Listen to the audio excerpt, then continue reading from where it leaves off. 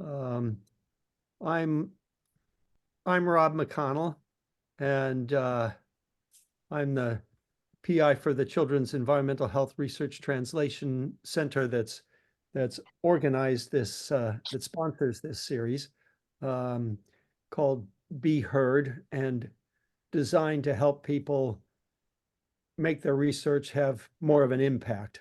And so social media is an important piece of that. Uh, I'm going to turn over the session to Julie Posselt, who's going to moderate it. She's a professor of higher education in the Rossier School of Education, and among many many responsibilities, she's the president of the Sociology of Education Association, and she does research on institutional inequalities in higher education. So with that, I'll let you introduce the panelists, Julie, and we can get started. Thank you so much, Rob. Good morning, everybody. I'm not sure if all of you are in Pacific time or across the country. I know at least one of our panelists is on East Coast where it's afternoon, but it's graduation morning at USC, or commencement, such as it is this year. And what an interesting time to have a conversation about social media and social media engagement. I thought it would be amusing and an interesting sort of random sample for me to share with you what's at the top of my Twitter feed / X feed at this very moment. So I'm refreshing. And it says, if I say morning to you, it does not mean good morning. I am merely exclaiming in horror that it is morning. I cannot begin to imagine the nightmare that awaits me. Okay, so that's just like a very nice random sample. What do you get when you go to social media? It is an unpredictable thing. And nevertheless, continues to be an important platform for reaching wider audiences than academic work often does. So we're really fortunate to have a time together today to talk about these issues. And we've got two great perspectives on them who I'm happy to introduce. Susan Lamontagne is a media consultant who works mainly with scientists and environmental health organizations and advocacy groups. She helps promote their work and drive policy change and manages social media for a number of clients, including the UC San Francisco program on reproductive health and the environment.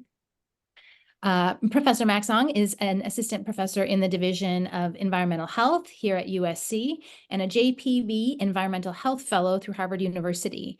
He's an alumnus of the Agents of Change in Environmental Justice Fellowship, and I happen to have personally read some of the things that he's been working on with respect to research translation before we had even met. So it's really an honor to be able to open up the conversation and moderate things today.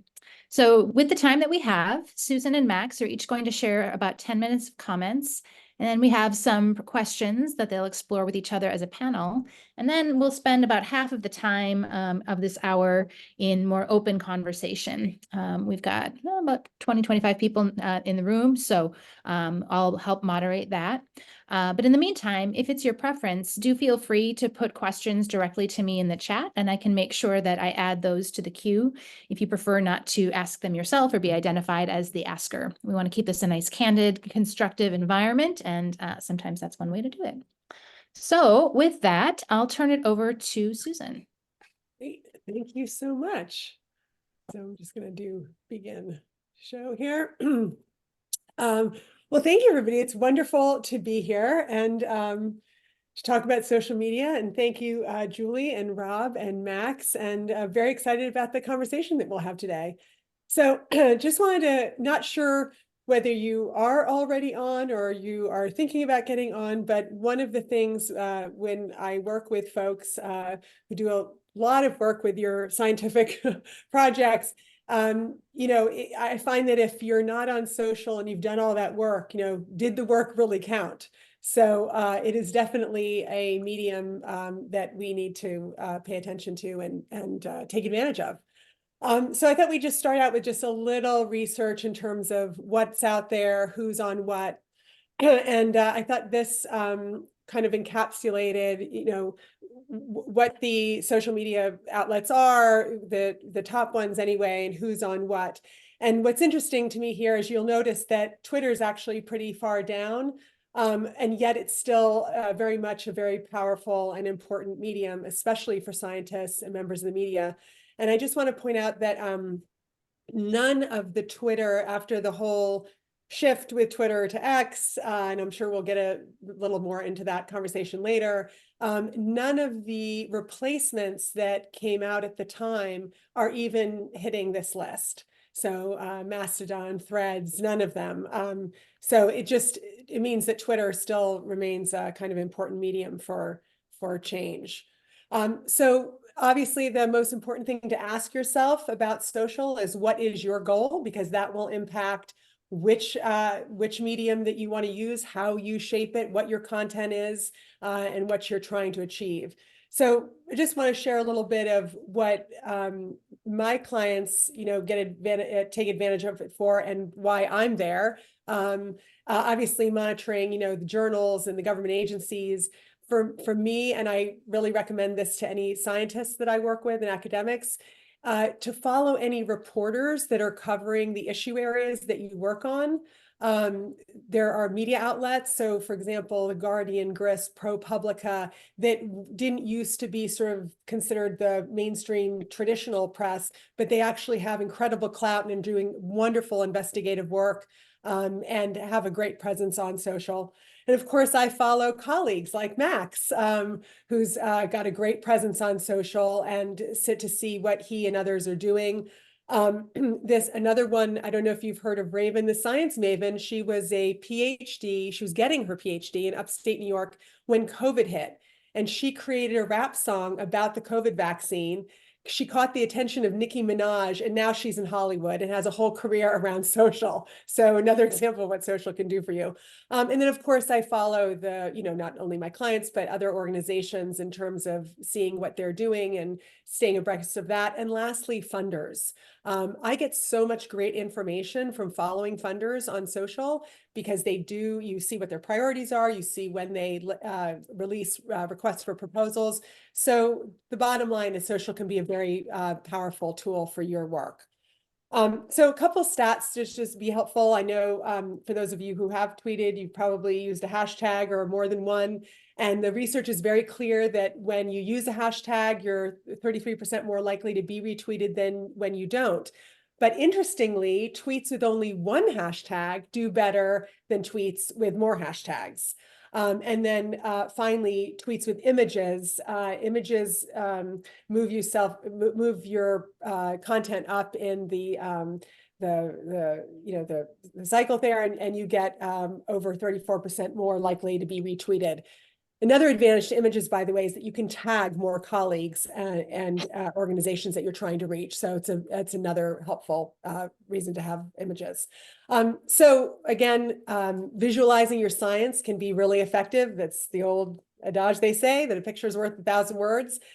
Here are a few samples. The middle one is one that we did with UCSF, the Program for Reproductive Health and the Environment. And this was a project with a lot of other co-authors and a lot of other institutions. And you can see down there at the bottom, we hit 20,000 impressions, which is very, very high for us. One of, I think, the highest we've ever gotten.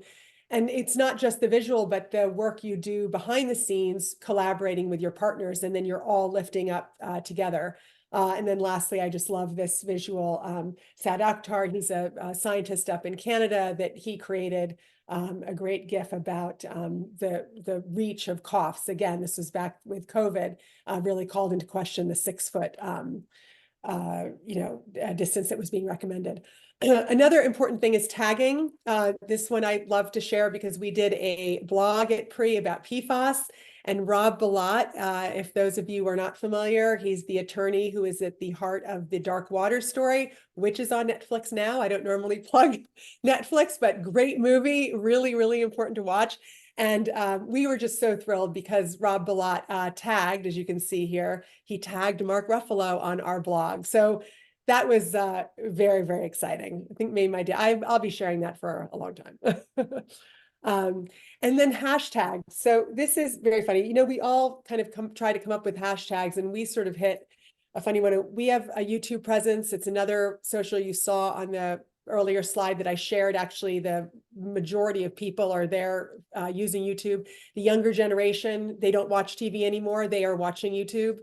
for their visuals. And so anyway, so Pri has quite a dynamic YouTube channel. And you see here on the left, we do posts when we have symposiums or presentations of the different scientists. Max has been featured. We share on YouTube. So here's one that Tracy Woodruff was featured in back in January. You see here 426 views. That's pretty good actually for us. And on the right, you see a video series that we did to highlight the problems of toxic chemicals in health. And we used the hashtag dumbing down of America. And if you'll see below, as of now, we're at over 32,000 views. And truly, that was the hashtag. It was by accident that kind of hit another group of folks out there in another context. And it really elevated the work. So we've talked about visuals and tags and hashtags, but frankly, the most important part of your social presence is your messaging and your content. And of course, coming up with ways to make that your work clear and understandable. I just want to point out, I just had a client came to us, International Federation of Fertility Societies, and in January, they had about 200 followers on Twitter, and they were only sharing their webinar information whenever they had a webinar. And I said, you're only doing your internal, content. You need to be sharing sort of what are the trends in fertility and population and family planning. And so we started curating this content, and now they're at almost 700, less than 4 months later, followers. So it really goes to show that when you have the right content, you can really elevate. So to that end, I know that many people here might be working in different issue areas. So I just wanted to let you know that no matter what issue area you are working in, I really suggest you seek out public opinion research and message testing in your issue area. This is a project that we led for the program Reproductive Health and the Environment. It was one of the few, there's only been a few that has actually done message testing, looking at how people view chemicals, government policies, EPA. And we learned a lot from this work.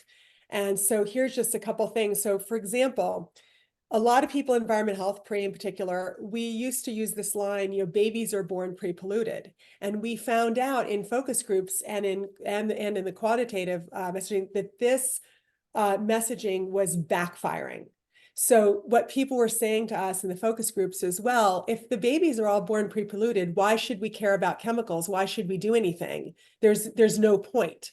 So, we learned many things. And in fact, we're going to have a messaging toolkit that will come out soon, and you're all welcome to it. And I'll get that to Max and Rob so they can share if that's helpful to you. But so here are just a few of the key do's and don'ts. So we found that when our messaging was like too hopeless or complex or had jargon, it was not effective.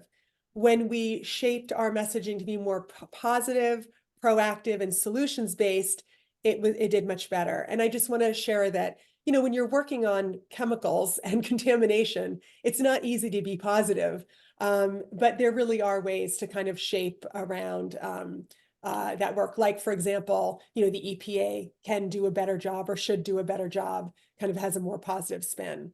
So I just want to kind of leave you with a couple final points about if you want to grow your social media presence is obviously working on developing a unique voice. You each have a unique voice and you can develop and share that, being creative, building your own community on social. So I know people are a lot concerned, and rightfully so. There's a lot of ugliness on social, and that may come up in the Q&A. I actually used to tell people, if you're in this work, you absolutely should be on social. I do not say that anymore because I think things have, it can be very tough out there. That said, you can sort of build a community. I find that even though, for example, many of my clients were taking on industry, we're taking on very tough issues, the sort of the attacks can be a minimum. You block, you move on. So I think it can be done and still be very positive. An important part of that building community is amplifying others, amplifying partners. So, we love amplifying Max's work. We love it when Max amplifies our work, and we see the benefits there. And linking to your papers when you have your research, making sure you have a direct link to that paper makes a big difference. Max is going to touch more on that. And of course, I already touched on tagging. And then the last point I want to make is about timing. So depending, I've noticed that with my clients, their prime time to post tend to be different. It really depends on the community that you have built. Very often it's people are checking when they're on their way to work. They often check at lunch. For some reason, for a number of my clients, 2 p.m. seems to be a great posting time. And then in the evening, for some reason, when we do posts in the evening, they do very well. And then we were going to skip this, but I just figured one of the reasons I would love to see more of you on social today is this is an article from almost 10 years ago. I'm sure you take one look at this picture and what is wrong. We definitely need to see a lot more younger and people of color on Twitter and on other social mediums having an impact and sharing their work. So that's it. So I'm going to turn it over to Max. Thank you so much. Thanks, Susan. That was a really great presentation. Okay,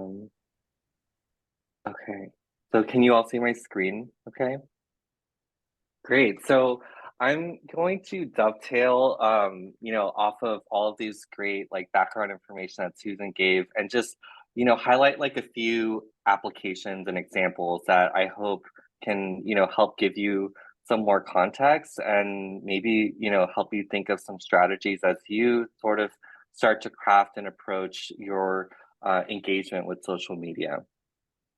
So the first thing I wanted to point out is that from an academic perspective, we have seen recent study and data indicating that tweeting actually has a significant impact on metrics that are relevant for scientists. So tweeting your articles can increase the number of citations that articles receive. It can increase your altmetric score, and it can also increase your ability to take your article and broaden it to a broader audience, in addition to academics. So when we think about using Twitter to amplify our work, I just wanted to point out that there's different styles of tweeting and approaches are going to yield different audience impact. So I highlighted a few examples here. So the image on the left is kind of the way I started to use Twitter at the very beginning, which is, paste the link to your article, describe it, and call it a day, right? And then the article or the image in the middle is version 2.0 of me learning the ropes of social media. So I started to make infographics and images, like Susan mentioned, and you can start to see already now, doing that type of more active engagement with social media amplifies the amount of engagement from the audience. So now we're seeing a lot more, retweets and likes and things like that. And then another really creative approach that one of my friends, Dimitri, worked on, who I know Susan has interacted quite a bit with him as well, is you can start to, even go a step further and do these GIFs and reels of different, content of your studies. And so these more active engagements with social media can oftentimes yield a higher impact amongst your audience. So another point I wanted to make is that, when we publish our articles, there's this really lockstep approach of, trying to engage with the media. But then when you put that much of an effort on a, full-blown media campaign, it's also important to bridge that media campaign with social media and sort of synergize on the two, right? So, you work really hard to interview with reporters, and then you get these articles published. Every time these articles are published, you should consider, amplifying that with your social media, and so that they can go hand in hand and synergize. And I just wanted to highlight, why that's so important. So, one of these articles I published back in 2020, it was in a pretty high impact journal, Nature Communications. And then I really didn't at that time do much of social media, right? I just wasn't that engaged, and I, didn't really amplify it that much. But then you can see this article on the right, which is the article that Susan and I worked really hard on doing a media campaign and a social media campaign. And you can see that this article, so it's published in a relatively, lower impact journal compared to Nature Communications, but in just 1 year of publication, you can see that it has already received more accesses than the Nature Communication article that's been out for 3 years. And the altmetric score is exponentially, higher than the Nature Communications.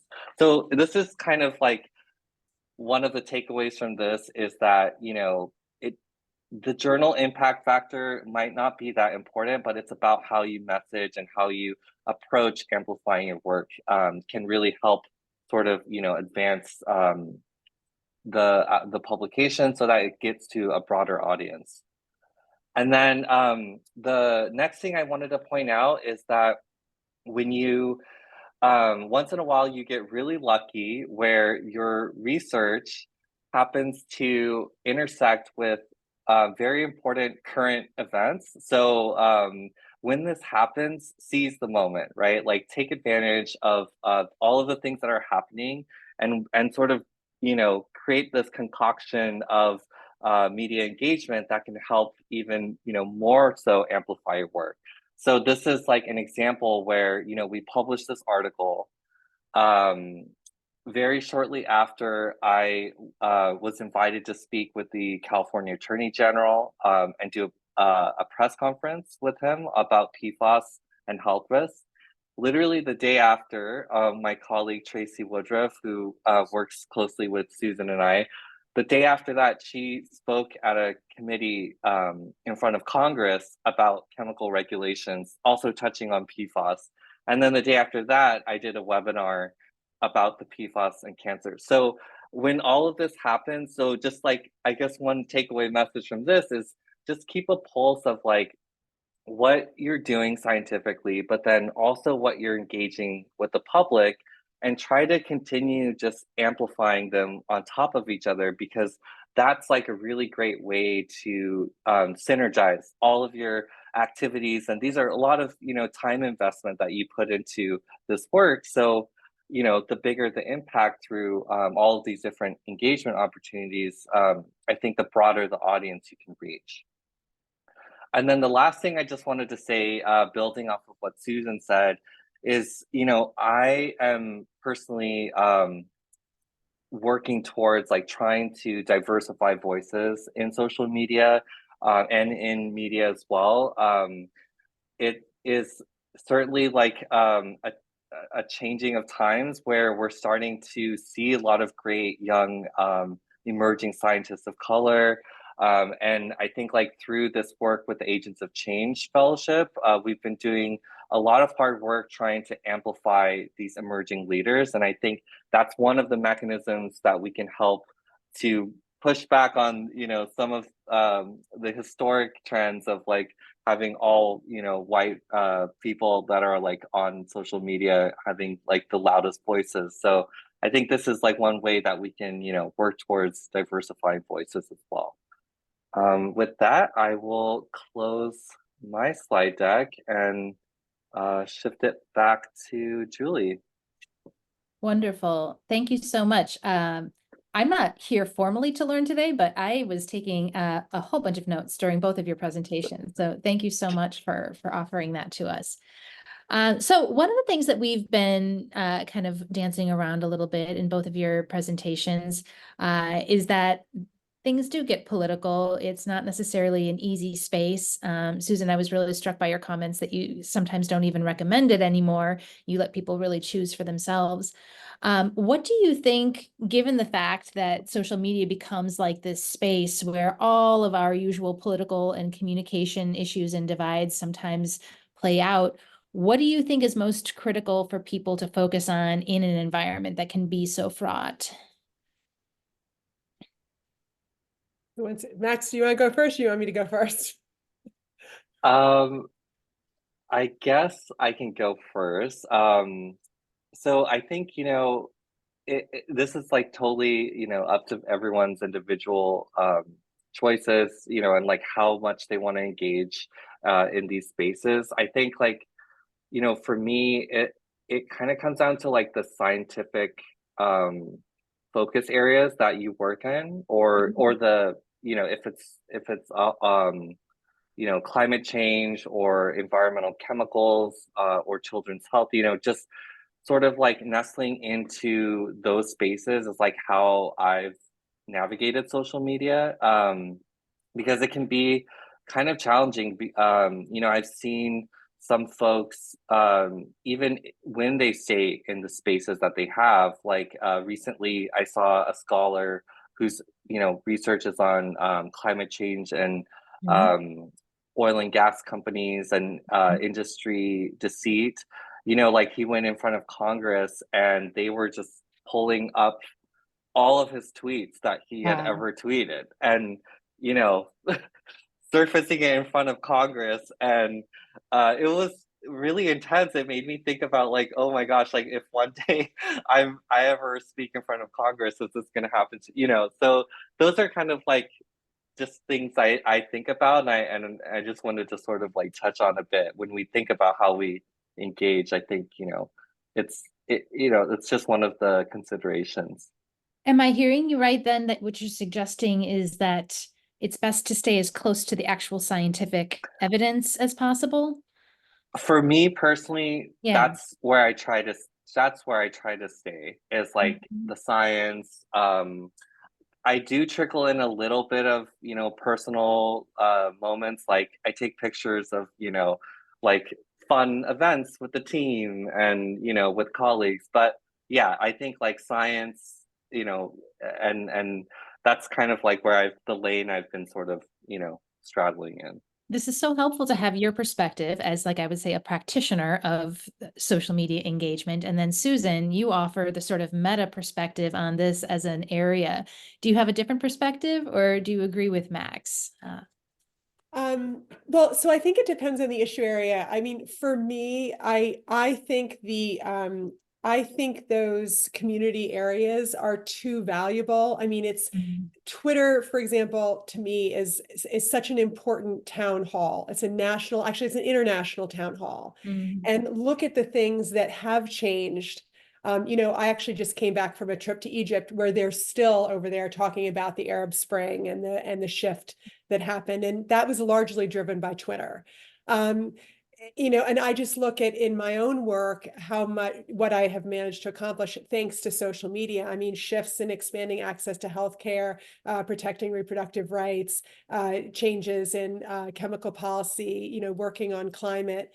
So but I do understand and can relate to, the attacks. I mean, I've taken on the synthetic turf industry locally. I've done a lot of work on that, and I have been attacked by industry on that. And it gets very uncomfortable. It gets very ugly. But I do think it's just so important. I look at some of the folks like Peter Hortez out of Texas in terms of the great work he's done with the COVID vaccines. I just think anybody who's a scientist who has this great access to this important information, like Max and many of you here, you have something so important to be shared. And so I feel like the accurate information needs to be shared. I think the disinformation needs to be fought. And I think that the level of the political involvement, I think each person needs to sort of decide for themselves. But I agree with, I mean, while I work with a lot of scientists, I also work in a lot of advocacy. So I guess I kind of can't avoid the politics. But Mhm. to me, I think what is important is I have seen where the bullying can get pretty bad now. And but this is what I would say that I think is a positive. Almost everything that Elon Musk has done to undermine Twitter, he's almost had to backtrack on. I mean, I can't tell you how many things he has announced and then he backtracked. Mhm. So, and at the end of the day, the name is, I mean, he can call it X all he wants. They still have it's twitter.com. So you know, I think that actually, I think that the value of what was there in terms of that town hall is going to actually outlast him. That's my, Mm. and it will happen if more people stay there, you know, with good information and good support. So. Yeah, yeah, you bring up the questions about like fighting disinformation. Um, how do you do that? And given all of the concerns about bias and disinformation, why should we continue to engage these platforms? And we are kind of right now centered on one platform. If you feel like commenting on other platforms as well, please feel free. Yeah, well, I mean, I think that the others, I mean, there's certainly a lot of disinformation on YouTube.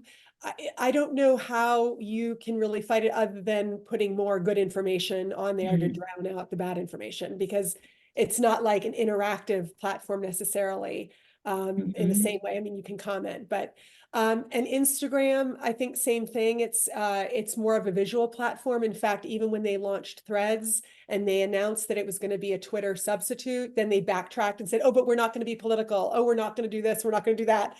And Threads is going nowhere. You know, I guess one of the points I was trying to make too with that visual where everybody saw like the majority of people, you know, so many on YouTube and Facebook, which by the way is an older demographic, you know, and the others, and you see this small Twitter, it's basically who's still on Twitter, and there's still such a powerful group of people there. So I just don't think we should give that up, but it's true. We've seen a shift, and I wonder, I don't know if people are flooding back just yet. But you know, I don't think we should abandon it. Yeah, I think, you know, it's the tricky part is you know, when it comes to disinformation, I think like I've seen a lot of you know, threads emerge on Twitter where academics kind of like, especially during the the height of the COVID pandemic, there's a lot of academics kind of sparring Yeah, over yeah, what's the right thing to do, and a lot of information, you know, battling each other, and that was kind of tough. And I think like it's it is really like a personal choice of like if you want to engage in those kind of discussions, because you know one way to do it, as Susan said, is like you just focus on what you put out and try to make sure you put out like, you know, the best information that's backed based on facts. And then I personally just don't engage in the sparring, especially between right. academics, because it can get really, yeah, it can get really messy sometimes. Right. Character limits and yeah, inability to read body language. One of the Yeah. protocols that I've heard for research translation is there's the what of your data point, but then there's the so what of why does it matter, and then the now what of what do we do about it. And sometimes I think about that as a basic heuristic for how do I engage and take something that could be research based and turn it into something that will be inherently interpretive, or even like there's a sort of narrative that's implied about the data based on however you choose to communicate it. And I do think during COVID, that was one of the issues that we saw, is that people might hold different views about what data matters and why, or what the implications or the generalizability or policy implications from it should be. So that question of going from empirical data point to narrative about implications for action, I think is often where the politics gets particularly ugly, and where disinformation is easier to propagate because people can take a data point and twist it however they might like. Well, one of the things that, I don't know, Susan, if you might be interested or able to speak to this, actually either of you, is there research about effectiveness and how to engage on social media, or is it still really just our sort of best available knowledge? Are people studying this as a empirical phenomenon? Well, I don't know if beyond, I mean, I did share one of the slides I shared that was actually some research in terms of what works and what doesn't on social. And I know there's a lot of that. The I don't messaging know and about some of the more empirical uh-huh. studies. Max, do you know? Yeah, I mean, I think what I've seen mostly is about like the impact of the, you know, of your like scientific articles, like how certain engagement. But yeah, I think it would be like follow-up research questions is like the like evaluating perhaps like through Twitter publicly available data, like how um the way that people interact, like how that could influence, like the engagement rates or like maybe your follower trends or, because I've seen some things on social media where like if someone, says something like really inflammatory, people will be like, they'll take screenshots and be like, I'm unfollowing this person. And so like, I'm very curious, I think a follow-up research question would be like, how do, ways that people interact on Twitter influence the way other people, sort of like drop off or something like that. I think that could be one way to like, address the question that you asked as well. Yeah, yeah. And the ability to like, manipulate, with a tag, with one tag versus multiple tags. I thought that was really fascinating that it's good to tag, but not too many. I think it was one is better than none. And then a photo is best because it both gets you the tag and it gets you up in the feed algorithm. Is that right? Yes. Yeah. Right. Yeah. The algorithm definitely favors visuals. One question that I know I had is the time that it takes to generate social media posts. What do you suggest for the average researcher who is a busy average researcher and doesn't have a lot of bandwidth to be doing the beautiful images that you have? Is there a way to engage others? What's out there? Yeah, this is a funny like yeah, it's something I actually just wrestled with recently because I showed you all like yeah the like lazier version of tweeting, right? Like where you just paste. And so recently our team published an article and we've just been so busy that that's kind of what I reverted back to. But I think like yeah, I for those infographics and images, it takes a lot of work, like it could take a couple hours to pull it all together. I think for me, what I would suggest to folks is to plan ahead. And I learned this very quickly from Susan because when we published our PFAS cancer paper, Susan was like, you need to block off like 20 hours next week for interviews, right? You know that, right? And I was like, what? But I still have my regular job. So I think planning ahead, like when you know an article is going to get published, bake in some time into your schedule, to work on the images, to work on the posts, to think of who you want to tag, just like bake that in as part of your scientific publication process, right? And then if you do that ahead of time, then you have a little bit more, you know, cushion to sort of like absorb that shock. Absolutely. I And think that's fantastic advice. So one of the things that my research looks at is the power of our everyday routines to shape what counts as culture in academia. And there's lots of ways we can manipulate our routines to change culture. But one of them could be that like, oh, there's a publication coming out. I anticipate that the point of the publication is the publication. But if the point of the publication is actually reaching an audience, then reaching the audience publicly becomes part of your series of routines that you build in for a publication. So that's great advice. Can I just add to what Max said, though? Yeah. I think it's important that everybody knows that there's also resources available to you to help with this. And I think you should take advantage of those. So your institution probably has a comms team, media folks. I would really encourage folks to reach out to them and try to get support. I would also say that if you do this regularly, it becomes easier, and there are shortcuts. So for example, yes, one can spend a lot of time and do, sort of the infographics that will be time intensive. A cheat is find a visual, just find a photo image that might capture the topic and use that, then you don't have to, like, not to say that the infographics aren't important, they are, and that work is worth it if you have it, but if you don't, Yeah, and you need, another way, and then the other thing is, I think that a lot of, depending in the work area, people have some content that maybe can be repurposed. I mean, we're sure. constantly at UCSF, identifying stuff to repurpose. So it means that we're putting a lot less time in just updating content rather than starting at square one. So that's another way. So those are just the few things that I would add to what Max said. It's really helpful. Well, we've got one other question before we open things up to the larger room. So if you haven't already been thinking about what you might like to ask, this is a good time for it. But let's talk a little bit about the messaging piece that you were describing. And Susan, I think this is a really important thing. Like what is our narrative out there? I think, generating likes has been described sometimes as part of the problem with social media, that we're too audience centric, but obviously it's important to have something that's resonant for the public to appreciate the work.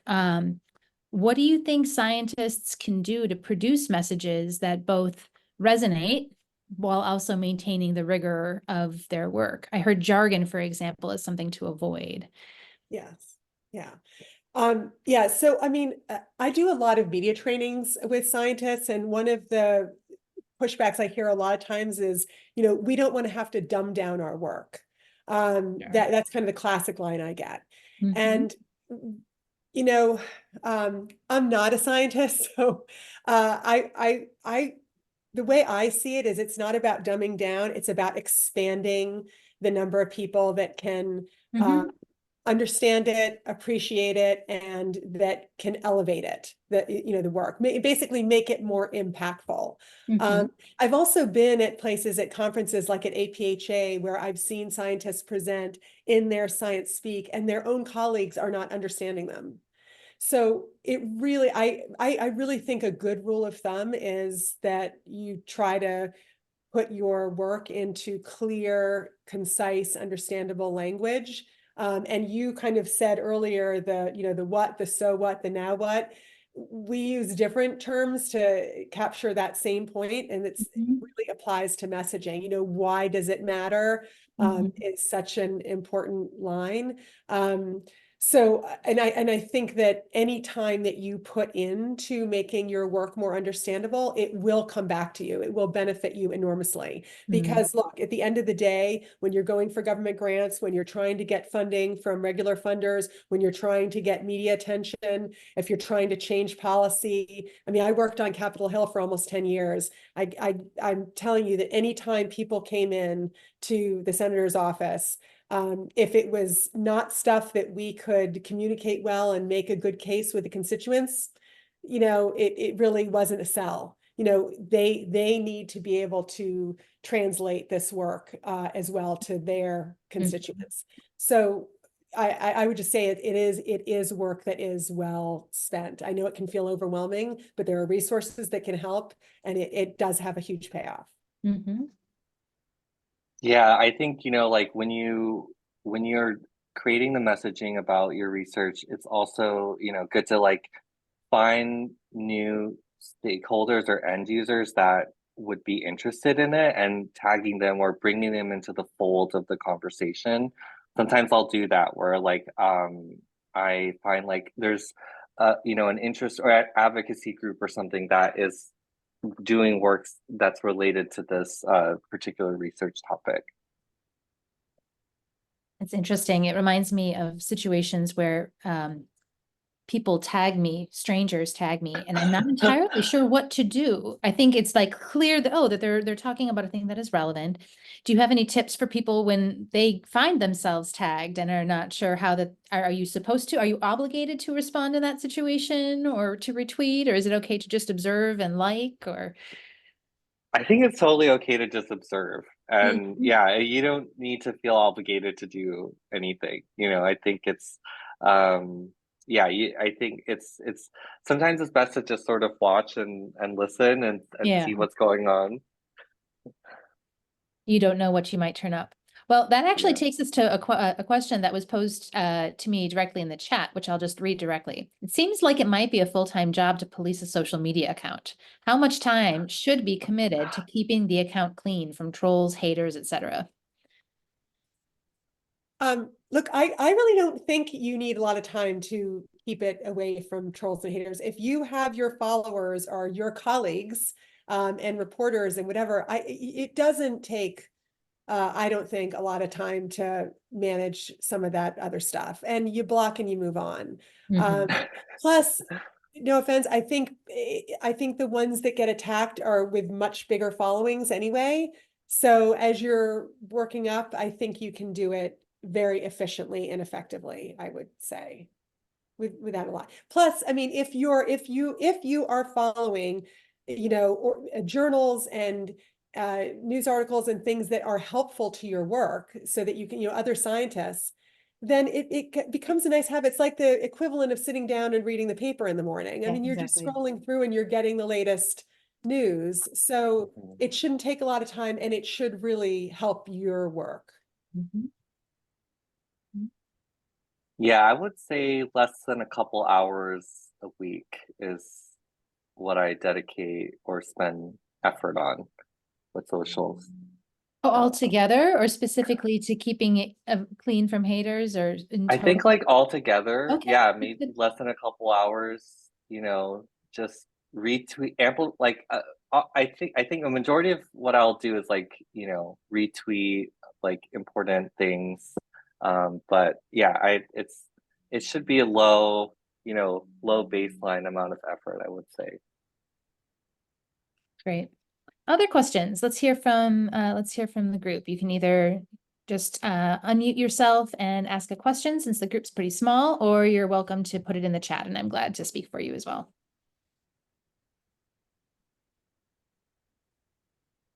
Well, I have a question, Susan. We have, we have people in our department who do communications, and they do some social media. There are people like Max who are quite skilled, and then there are a lot of staff people who do it, and some of them are good and some are not so good. So I wonder if, I assume that's the sort of people that you work with, and is that something that you could help us with in terms of upping our game? Yeah, we do that with Train people and yes. something. They're generic trainings, like what the Science Communication Network does, and I assume you do more hands-on. Can you describe a little bit of what that would, what a program to help a group like our department would look like? Yeah. So so we do that where we do, the training for the group, and then there's sort of individual assessment and analysis and kind of where you kind of work more directly one-on-one and sort of make recommendations. And a big part of it though is really about their skill building. So helping them identify what's working, what's not, and how to more easily tackle. But and we have to take it back to what their goals are as well. But if if you've got folks in your team that are on social, you're ahead of the game there, because I'm seeing it constantly now where scientists aren't going on, or they're backing off, or they're getting off. I don't think it helps them. I think, going back to some of the stuff that Max showed, the difference when you're on and can really amplify the work, and what that can then lead to. It makes a huge difference. By the way, and also for us, the work we do, social media is really one element in an integrated strategy with, as Max mentioned, sort of the media piece with blogs. We have like reporters following our blogs, and then we'll retweet that. And so that, is considered a big win every time that happens. And then it's, so, it's kind of, it's hard to sort of talk about in the abstract, but yeah, there's a lot of one-on-one individual hand-holding and sort of assessing. Mhm. Do you have But any idea messaging how much? toolkits sounds like a good, oh, sorry, please, Rob. I was just gonna have, do you have any sense of how much time Tracy spends on this? Well, Tracy has a little help. Yeah, I should ask her. She's been doing it less than she used to. And I really saw the difference in terms of our organizational, because we have Pre and then we have Earth as well. And so, each time we had a person drop off or doing less on social, we could see the difference in our impact. But yeah, she definitely follows it frequently, and she's on, she definitely, I'd say almost every day is checking it at least. And then we coordinate with her on posting and what have you. Mhm. So yeah, and she's got a nice presence as well. I'm curious about if you all work to get staff to follow pages. I know we do all this great work to get our content out into the world, and I wonder how much, if any, effort is spent on like folks in-house following and resharing messages and that sort of thing. Just curious. I mean, I'll just say, like, when I was a PhD student, I tried to get my lab to create a lab Twitter, and then I try to get everybody on board. It's tough, to make it a group effort, but it is possible. I would say that's like one way you can do it is like creating a shared account for your lab, and then your staff and students and trainees, they can all log into it and tweet, retweet. One of the things I did when I created that for my lab, or that lab during grad school, is like we also wrote down ground rules of like, what are principles and rules that as a collective we are going to, we're going to share and adopt. So that's kind of like, one strategy that you could think about. Mm-hmm. I've also heard taking like a rotating responsibility within a larger group or a lab. So for a quarter, you were responsible for doing whatever posting, so that there's like a common voice, at least for a while. Another mode that I've heard is like, it goes through the most senior trainee in the lab so that there's a little bit of perspective. But yeah, you can do it from varying degrees of chaos, I think, right? Yeah, I think she was also asking about those staff internally. So one of the things that we do is we also will email teams and just say, hey, we're doing this on social. If you're there, we hope you'll, like, share, whatever. I mean, we don't make it mandatory. I don't know how you could do that. But we certainly encourage, and I think most people are usually willing on big events, but people have different degrees of involvement and commitment to it. So, Other questions? Observations, concerns? One thing we haven't talked about too much is the relative value of a blog post versus a thread. And I don't know if you've got any reflections or comments on that, but the publication value and depth that you get in a blog post, but maybe the uncertainty of how many people are going to read it relative to the potential viralness of one or an entire thread, but the discrete, I don't know if you've just got thoughts on that phenomenon more generally for people to think about their priorities. I personally love threads. I think for those in the audience who might not be familiar, a thread is when you like make a base tweet and then you like build on it with subtweets. The thing I really like about a really good thread is each message, each like piece of the thread can start to tag in relevant content, right? So like your article might be a really big article with multiple dimensions. So as you touch on each dimension, maybe it's exposure disparities. You bring in certain tags and resources that are relevant for that. And then the next part could be about like policy translation. So that's like an advantage of it. I it's hard to compare like the impact between that and like the blogs. Maybe Susan, you've seen on the back end like data, right, on our blogs, and like, you know, I don't know if that's something you've thought about a bit. Yeah, so I guess I'm a bad person to answer this because as a communications person, I like both. And that's I okay like it too. all. I love the dynamicness of threads. I agree, Max. Like and there are so many good ones on Twitter. But I also like that, for my clients where we have blogs, we develop a following and we have certainly influential folks that follow. Like for Pre's blog, we have quite a few reporters that follow. We have Hill staff that follow it. So, I mean, yes, they follow us on Twitter, but I don't think it has the same sort of cachet, I guess. So I like both.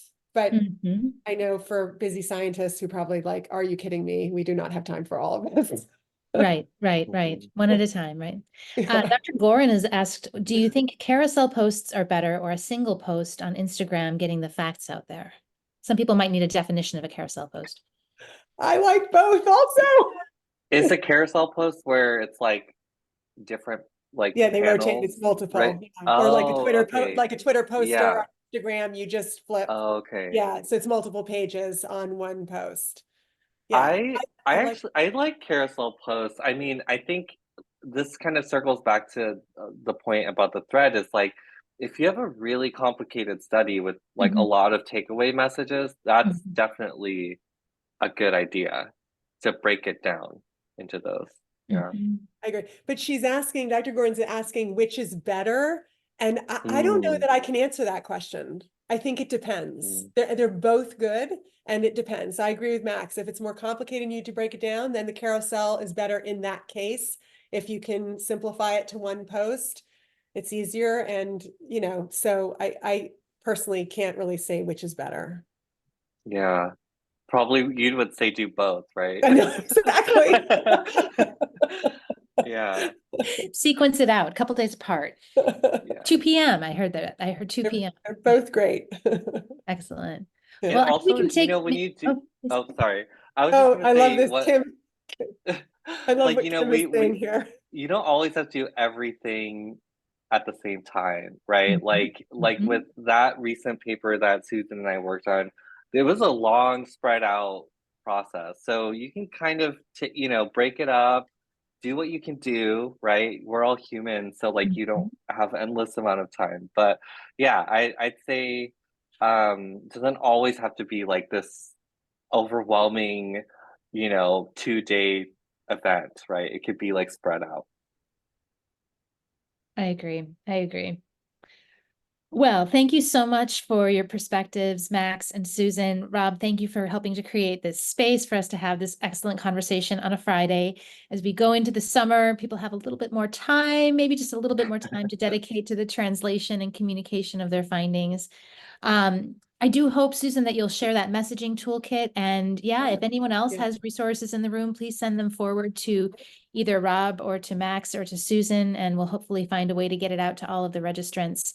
Rob, any final closing comments before we click on leave? I'll just say this has been a really great discussion. I learned a lot. This is part of a series, and every second Friday of the month, and we have one more in this semester's or this year's series, and that's on what to do if you're attacked on social media. So it's timely, or not just on social media. If you're attacked generally, it'll be John Samet will be presenting with Lisa Barrow, and it'll be moderated by Anna Wu, who's on here now. And John's a veteran of the tobacco regulatory wars and has his share of experience getting attacked. So I think it'll be a good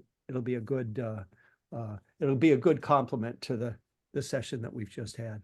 Fantastic, and so important, because I think often the more important the public message is, the more people are going to get worked up about it, in which case you can sometimes get the blowback that is out there just waiting. So great next step in the conversation. Well, thanks everybody for joining, and look forward to staying in community and conversation with you going forward. Take care. Thanks, everybody. Thank you, Julie. Bye. Thanks, Max. Bye. Thanks, Rob.